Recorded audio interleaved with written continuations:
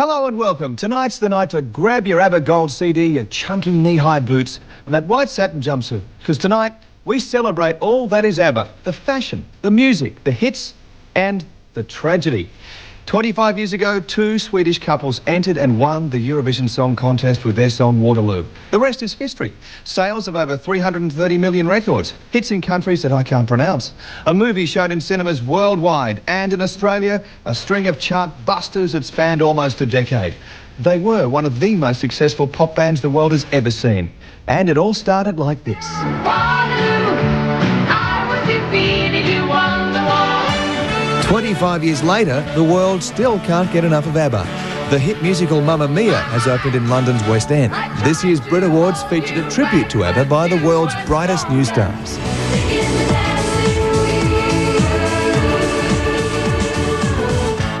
So why is ABBA so deeply embedded in the hearts and minds of the young and old all over the world? I remember the first time I saw the band, I saw them on Countdown, and there was this band, Pantaloons, and this giant guitar with the spikes on it, and I thought, wow. And the two girls, I thought, wow. Blonde, brunette, blue eyeshadow, perfect. I'm obsessed with ABBA from the moment I laid eyes on them. I wanted to be Agnetha. I remember many days dancing around the bedroom to Waterloo, and I do. ABBA had an enormous impact on my life. I was in primary school. All of my school books were covered in ABBA stickers, ABBA posters. I had ABBA pillows, ABBA socks, ABBA T-shirts, every ABBA record. I was in the school play, playing Agnetha later in that year, miming to all the songs. It was pretty much an obsession.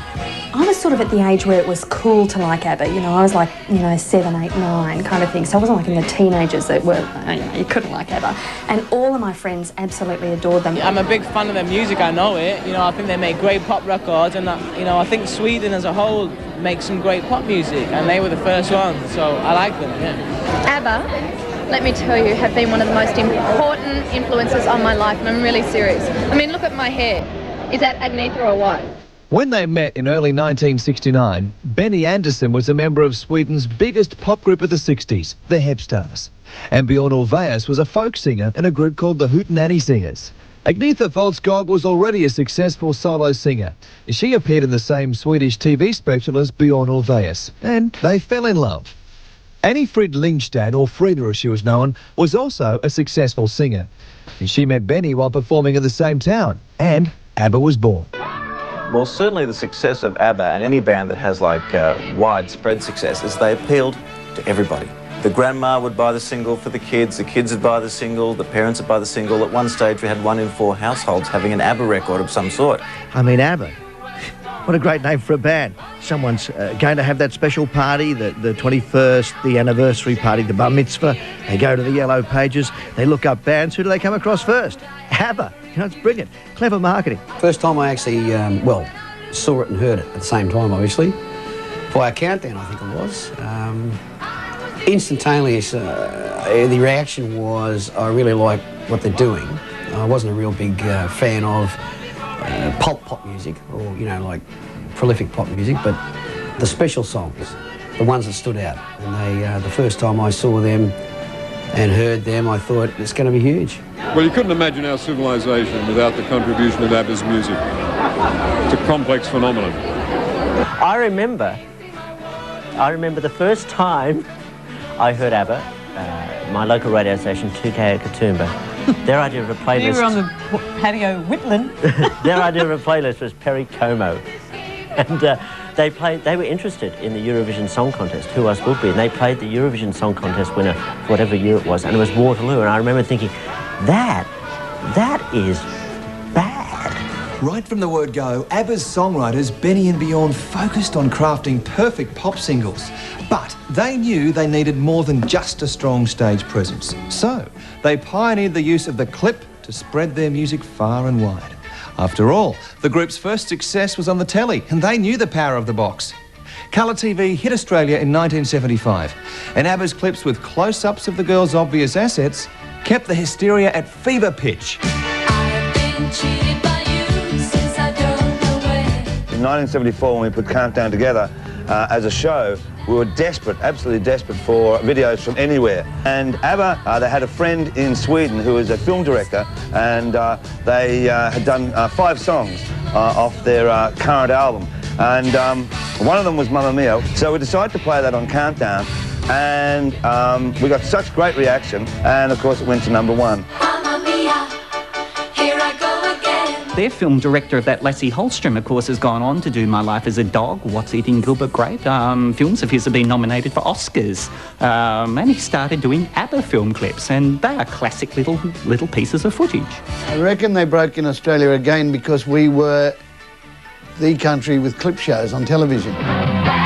From the very beginning of Waterloo, as soon as that clip got to us, and as soon as sound started, which was March of that year, we were just playing clip after clip of ABBA because they were so popular, you know, people just wanted them. So I don't think there was a show went by where you didn't play an ABBA clip.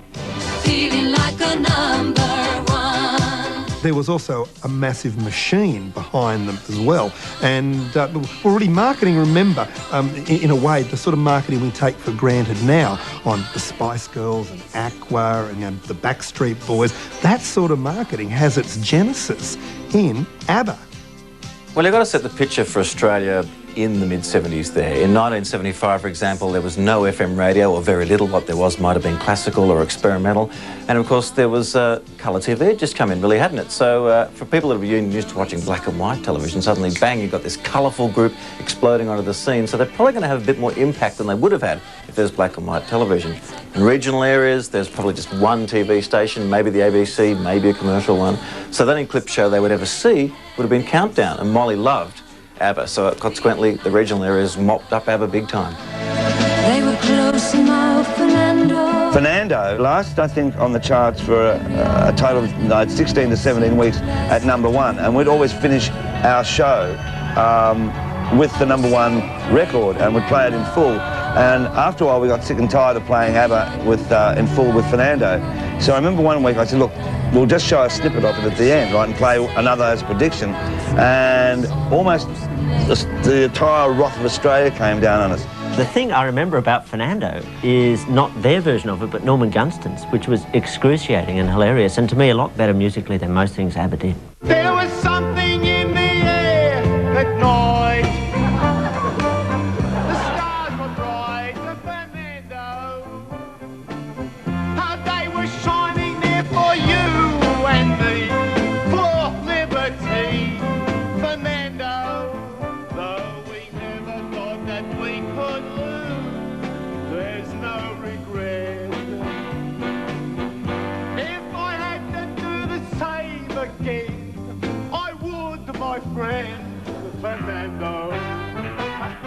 Thank you, ring, why don't you give me a call? Hey, you! You know, the name ABBA is formed from the first initial of the first name of each member.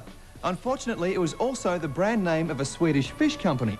Now, they had a chat and no one seemed to mind. And along with Volvo and vodka, ABBA went on to become one of Sweden's most profitable and popular exports. With mass exposure on pop shows like Countdown, ABBA, the band, not the fish company, quickly clocked up 12 top 20 hits and 6 #1s. When they finally toured this country in 1977, ABBA created mass hysteria that had not been seen since the Beatles were here in 1964.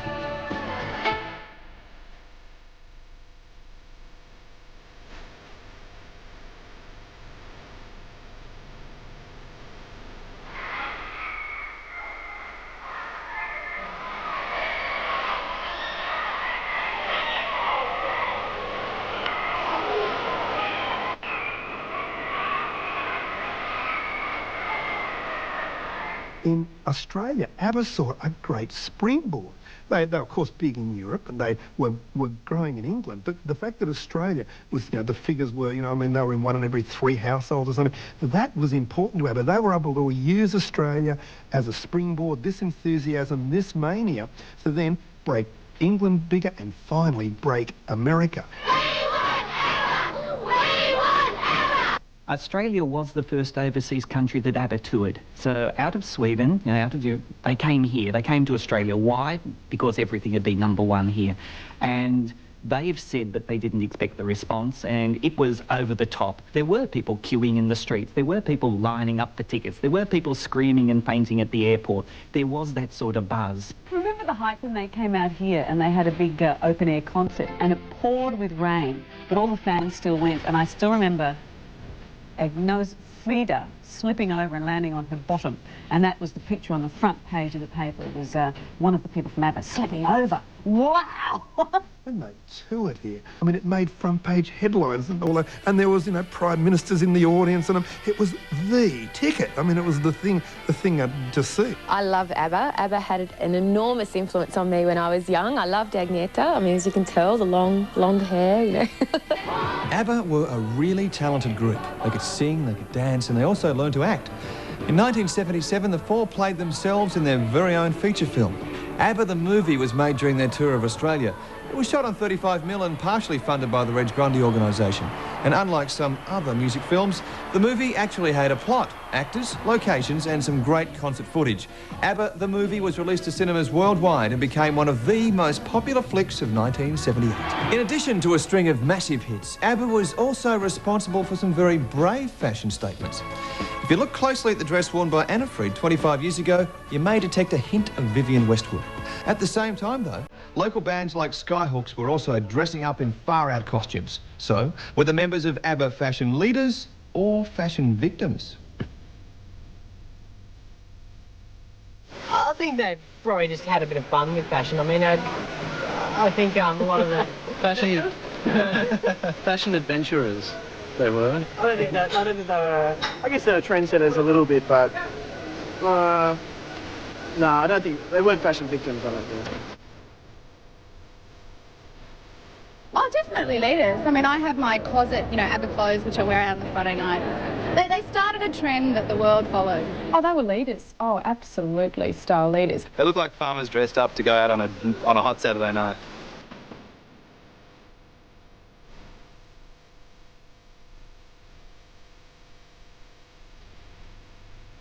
I think as any pop band now, like even the Spice Girls, it's not so much, they weren't fashion leaders, they were very good at styling. So they took from everything, so they got a very eclectic kind of look, but it definitely, their fans, I'm sure, would have followed them. I mean, the boots. Any woman with boots, I'm all hers. With the fashion world, there's a bit of a resurgence of the 70s looks, the knee-high boots and the short skirts and the straight hair. However, we haven't got quite into the satin jumpsuits yet, a la ABBA, which I think is a very good thing indeed. I think for me, it was the look that made more of an impact on me than the music, just because I just thought they were these super cool people. And the music was just there, you know, but it was the way they looked when they produced this music that really caught my eye. Everyone was a terrible dresser in those days.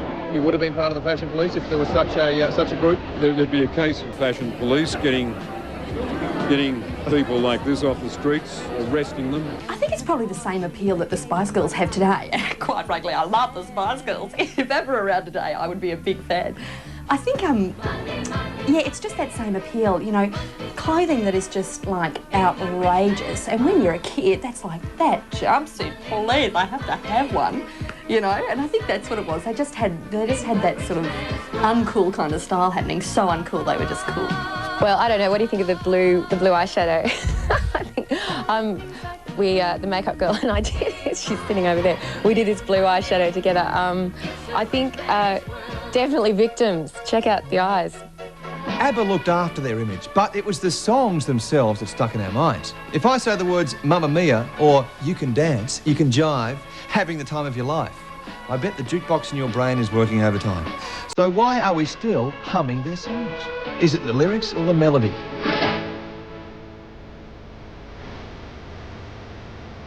They had the formula. They had the right lyrics. They had the right looks, let's face it. The girls were fantastic to look at.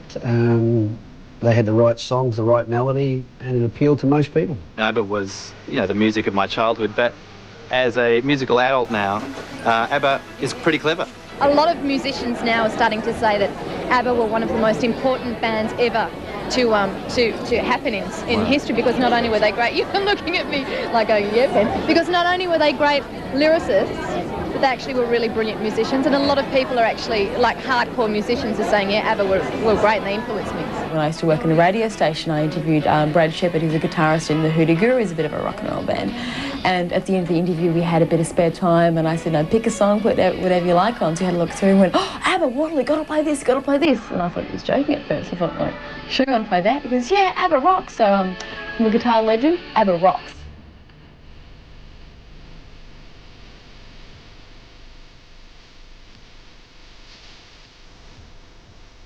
When you sit down at the piano and you kind of play it, it seems really easy, it seems deceptively simple, but a lot of the songs are actually not so simple when you go, oh, hang on, I actually need to think about this.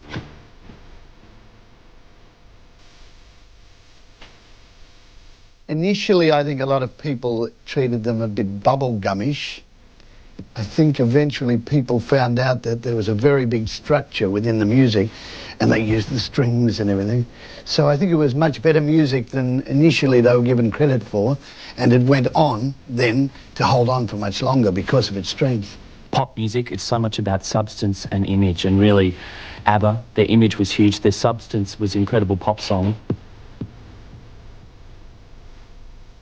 ABBA were quite versatile in what they could do. I mean, they were Swedish, and the first songs they recorded were in Swedish, but they soon swapped over to English and sang in English. But they also recorded in French and released records in French, and they sang in Spanish as well. In fact, they released one album, Gracias por la Música, just in Spanish for the Spanish market, and of course it did extremely well for them. I mean, they sang in 4 languages. They were their own composers, they were their own producers, they wrote all the songs, they designed some of their own outfits.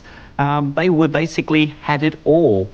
ABBA made pop music in that really easily digestible form, intensely popular, and they're still influencing bands right through to this day, like Ace of Base and what was that awful Steps band? Steps. They were a very slick, masterful pop production unit. I think that they were a band who really took a lead in many ways. And I can see that this does offend some people, from the Beatles. They had 2 very bright boys. They had their own Lennon-McCartney. Bjorn and Benny were wonderfully deft pop songwriters. I think the effect of ABBA on the Oz music landscape was it probably made pop a bit more acceptable. At worst, ABBA is good fun. At best, most of their songs can be compared to perhaps the works of Lennon and McCartney, and I stand by that statement. Well, I mean, I write songs and stuff, and what you always want to aim for when you write songs is a great chorus, you know, and ABBA have a great chorus. They always use the minor keys, and a lot of people have tried to copy it, but I think they're almost influenced by a bit of Bacharach and a bit of old stuff as well, you know, I can hear it in there. As a person who actually helps construct songs, it seemed like they used a lot of cliches, but it was never clumsy. It was always used, and that's why I suspect, and it didn't take me very long to figure out, if the 2 boys are indeed responsible for basically the music, they're very clever people. ABBA were more than a mere pop group. They almost split the nation. Schoolyards across Australia were divided right down the middle. On one hand, you had die-hard fans. On the other, a mob that thought ABBA was a plague of pop pestilence. You either loved them or hated them. There was no in between. To be, you know, the ultimate in dagginess was to like ABBA in an all-boys school in the late 1970s when they were into punk and rugby union and surfing. To be secretly listening to Mamma Mia and Ring Ring on the weekend was extremely daggy. Yeah, it stuck you out. You might as well have been in the debating team. I guess the ABBA fans in the schoolyard possibly flocked to the music because of its renegade nature. Maybe they were listening to their parents play it at the dinner parties, and they kind of go to the schoolyard and ABBA is the big new thing. Maybe they hadn't cottoned on to punk yet. Maybe, I don't know, if you look at the popularity of the Spice Girls with school children, I guess ABBA are very similar. Very safe, very family. I was drawn to Agnetha, perhaps I think because she was blonde and I was blonde, and I wanted to grow up to be her. I wanted to grow up to be something like her because I just thought she was marvellous. I loved ABBA. I was a real ABBA fan when I was, I guess, 11 or 12 years old. I thought I was the blonde one. Agnetha? Yeah, I wanted to be just like her. Favourite, I used to love Fernando, Money, Money, Money. I just loved ABBA. I used to sing all their songs. Loved it. I just really wanted to be Anna. You know, I just thought one day I'm going to grow up I'm Norwegian, they're Swedish. It's not that far apart. I'm going to be Anna, and I'm going to sing like that. So I love ABBA. I just love them. People of all ages loved ABBA's music, but their healthy Scandinavian bodies also attracted a lot of attention. Strong, attractive, sexually ambivalent women out front, innocuous, forgettable blokes up the back. I mean, they were 25 years ahead of their time. Ally McBeal, eat your heart out. What's not to love? Do you reckon that Agnetha would... No. I was supposed to like, which was the blonde one? Agnetha, because she had the sexiest bottom in the world. Remember when, when she was awarded the honour of having the sexiest bottom in the world, and she said, I haven't seen it. And I think she was referring to a trophy, but it made it sound like she'd never seen her own bottom. Well, that's kinky, man. Velvet bed. Yeah. Bed? This is the giant bed Anna and Bjorn ordered to be ready at the hotel. And the manager made sure their dressing gowns were ready when the supergroup arrived. Agnetha's bottom tops show. Oh my God. Don't they have bottoms in Australia? ABBA went from one success to another, but the years of touring were starting to take their toll. Benny began to write songs about their changing relationships. The film clips they made for the singles at this time reflected the breakup of ABBA, the band.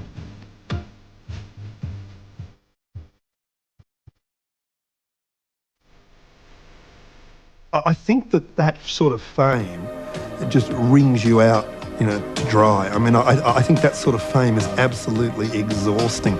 None of them, I think, want to relive it. Any overtures about a reunion tend to be, you know, sort of dismissed.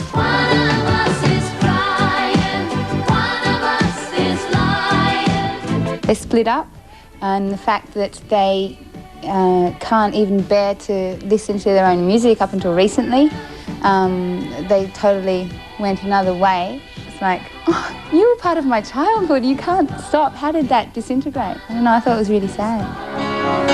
Definitely a sense of tragedy to the rise and fall of ABBA, especially if you've seen the Winner Takes It All film clip. It's like, oh, and yet it's singing and it's so sad. It's awful. And Bjorn wrote that song, and she had to sing it, and it's all about this terrible, tragic breakup between the two of them. The winner takes it all. And that film clip, she's just sort of, you know, what is it, moaning and groaning around a house in a hideous red jumper in this terrible flick fringe. She just looked awful. Obviously, the effect of the breakup on her. And the very last tour they did was when they broke up. And if you look at the video of the last tour, Bjorn and Anna are standing side by side, and Bjorn goes to grab her hand to hold it up in the air as they all go, yay, you know, ABBA. And you can see on the video, she doesn't take his hand. He goes to grab it and she shakes it off. So I think the public breakups, the visibility of them would have been very difficult and painful, and there is definitely a sense of tragedy to the whole ABBA story. However tragic the end may have been for the band and fans alike, ABBA's legacy lives on.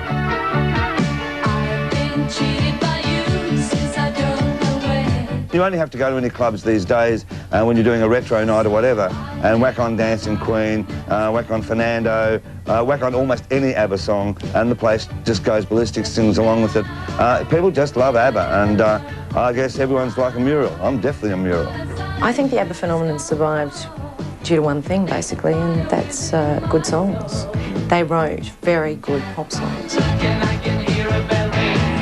ABBA, to my mind, were more impactful than Supernaut and the Knack put together. I think just great songs. I mean, the Eurovision thing that they won, obviously, to launch them was the stepping stone. But just great songs go a long way, and if you want to be remembered, you've just got to write those great songs. ABBA will always live on. I mean, they're one of those groups like the Beatles. So many people remember them from their youth and from that time in their lives. Like, I remember dancing to Waterloo, or remember dancing to this song, or kissing, or getting married, or whatever, to a certain song. They'll always live on in people's memories. They're part of the culture, part of history. Catchy pop tunes, shameless pop flaunting around probably became even a bit more acceptable. And I think even today, if you went into the record collections of the guys from Regurgitator, or even overseas to Beck, or maybe the Beastie Boys, I think you might find an ABBA CD in there somewhere. There will always be a cyclic pattern in rock and roll. People like something when they're at a very impressionable age, and they're 13 or 14 or even younger.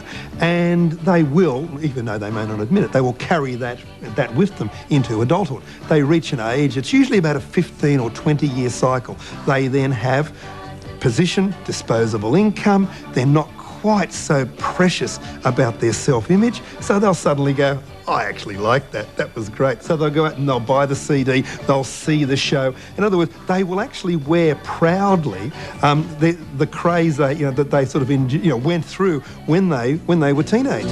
If imitation is the sincerest form of flattery, then the songs of ABBA will live on forever through the voices of others. ABBA have left behind a lasting legacy. 25 years later, their songs are being rediscovered by a whole new generation of stars. They could write a classic pop song. I mean, they did write absolute classics that are still sung today. U2 sing ABBA. Elvis Costello sings ABBA. Olivia Newton-John sings ABBA. People that, Ash has covered ABBA. Some of the more contemporary bands around at the moment are still consider them classic pop songs because they are classic pop songs, and they will be. 40, 50 years from now, the members of ABBA will be as well respected as any of the classical composers. One of the reasons why ABBA quite like and quietly endorse in a way Australia's own Bjorn Again is because they do it so well, and by doing it so well and being out there as a presence, ABBA doesn't have to do it. I think they've left the world with 10 good years of great music, and Bjorn and Benny are still doing that with a stage show in London at the moment, Mamma Mia. So that'll go on. And as you see kids liking ABBA now, whose mothers were dancing to ABBA in the 70s, and mums and dads, I think another generation around, you'll see the next lot of kids getting into it as well. However tragic the end may have been for the band and fans alike, ABBA's legacy lives on. During this year's Brit Awards, a new group of stars performed this tribute to ABBA's 25-year history.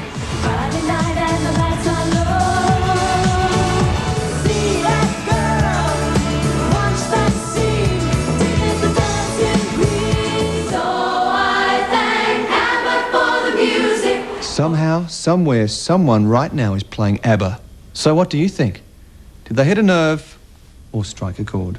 ABBA, thank you for the music. I'm Nick Bennett. See you next time.